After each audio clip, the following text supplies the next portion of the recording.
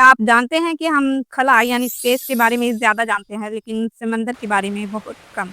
और आपको लगता होगा कि हम बहुत जदीद दौर में हैं। हम चाँद और मार्स तक इंसान को भेजने लगे हैं। लेकिन क्या आप जानते हैं कि हमारी ज़मीन पर ऐसी-ऐसी जगहें हैं, ऐसी-ऐसी मखलूक़ात और ऐसी-ऐसी चीज़ें मौजूद हैं कि उन तक आज भी इंसान नहीं पहुँच पाया। आप अंदाज़ा लगाएँ कि साइंसदान भी आज तक समंदर के 9 से 10% हिस्से के बारे में ही जान सके हैं, यानी कि 90% अभी इन्हें खोजना बाकी है। और कुछ चीज़ें ऐसी हैं कि जिन्हें हमने देख भी लिया है, लेकिन देखने के बावजूद वो हमारी समझ से बाहर हैं। अब समंदर में आज तक जो ऐसी चीज़ें मिल सकी, आज की इस वीडियो में कुछ ऐसी ही जगहों के बारे में आपको बताने वाली हूँ कि जिन्हें हम देख भी चुके हैं, लेकिन वो हमारे लिए पुरअसरार हैं।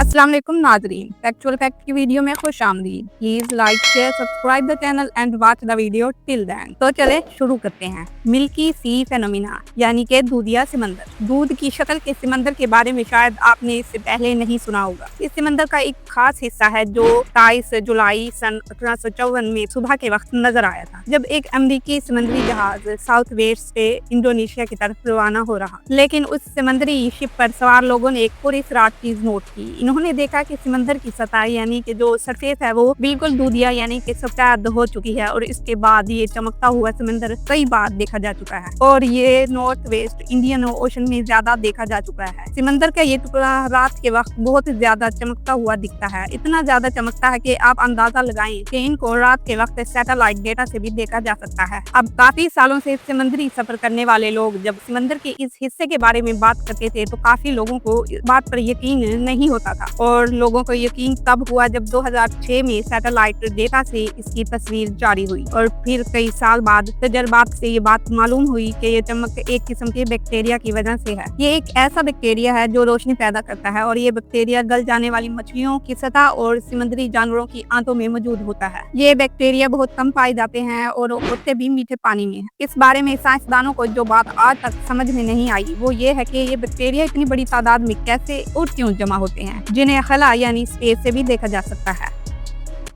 द ब्लूप 1997 में पैसिफिक ओशन में समंदर की गहराइयों से एक अजीबोगरीब आवाज रिकॉर्ड की गई, और इतनी अजीब और पुरअसरार थी कि इस आवाज को सुनने के बाद बहुत से लोगों का ये ख्याल था कि ये समंदर की गहराइयों में किसी शैतानी मखलूक की आवाज है। और भी तरह तरह की बातें इस हवाले से मशहूर हुई, और ये आवाज 1 मिनट या इससे ज्यादा देर तक सुनी गई। ये आवाज कई सालों तक एक बहुत बड़ी मिस्ट्री बनी रही।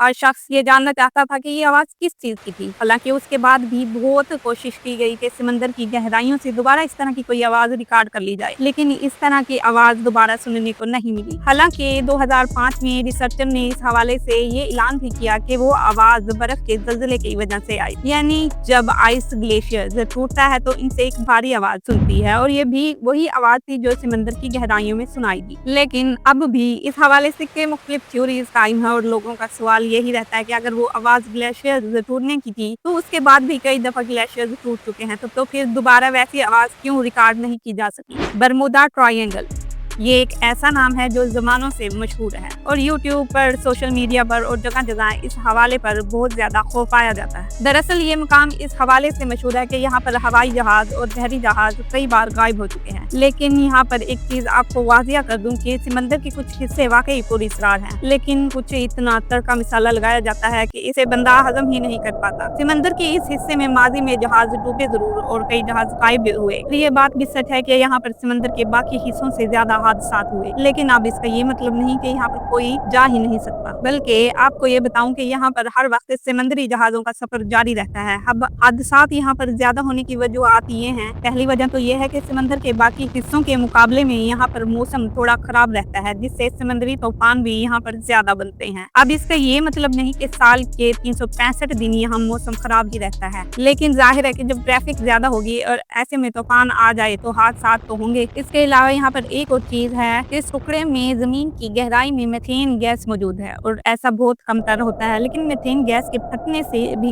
गड़बड़ पैदा होती है। और अब अगर आप समुद्री पायलट से इस जगह की मिस्ट्री और पुरअसरार होने का सवाल करेंगे तो वो इस बात को बिल्कुल भी नहीं मानते और वो खुद भी इस बात को मानते हैं कि यहाँ पर होने वाले हादसात पर पायलट की अपनी गलतियां शामिल थी। और अब आज का दौर काफी एडवांस हो चुका है और खराब मौसम की नोटिफिकेशन पहले ही आ जाती है, इसलिए अब यहाँ पर काफी अरसे से ऐसा कुछ भी नहीं देखा गया। मैरीना ट्रेंच।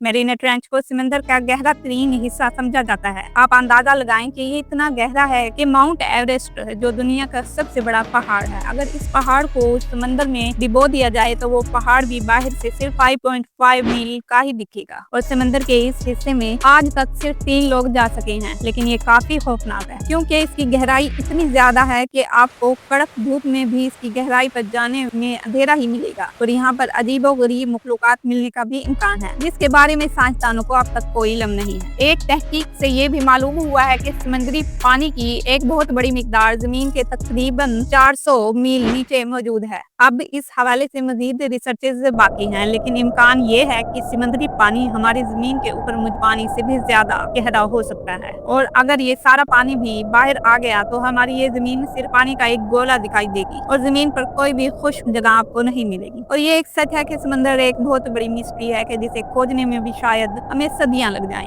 समंदर के मकामात के बारे में आपका क्या ख्याल है, ये आप मुझे कमेंट में जरूर बताइएगा। अगर वीडियो पसंद आई हो तो लाइक करें और इस तरह की मजीद इंटरेस्टिंग वीडियो के लिए फैक्चुअल फैक्ट को जरूर सब्सक्राइब कर लें। मिलते हैं अगली शानदार वीडियो में, जब तक के लिए अल्लाह।